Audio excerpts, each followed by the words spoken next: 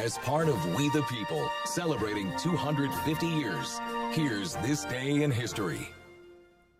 As we continue to celebrate America's 250th birthday this summer, we are sharing our We the People series, people, places, and things of the past that have shaped our country to what it is today. What do you have for us, Charlie? On this day, August 14th, 1935, President Franklin D. Roosevelt signed the Social Security Act into law. The law guaranteed an income for the unemployed and retirees. Although it was initially created to combat unemployment, Social Security now functions primarily as a powerful safety net for retirees and the disabled, and provides death benefits to taxpayer dependents. To become eligible, you need to fill out an application at your local post office and receive a national identity card with a unique 9-digit identification number. Within 8 days of rolling out the program, over 1 million workers had Social Security numbers. The Social Security system has remained popular and relatively unchanged since 1935.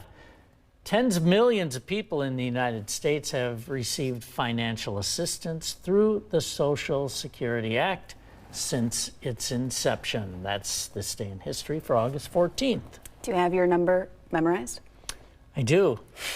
It's one of the first things I remember from childhood. My mom was like, you need to memorize this. It was crazy. I tell this story all the time. The Social Security number is a number you should protect. When I was in college at the University of Wisconsin, that was your student ID number. And it was posted on the doors, all your exam scores. That's so crazy. They weren't on computer.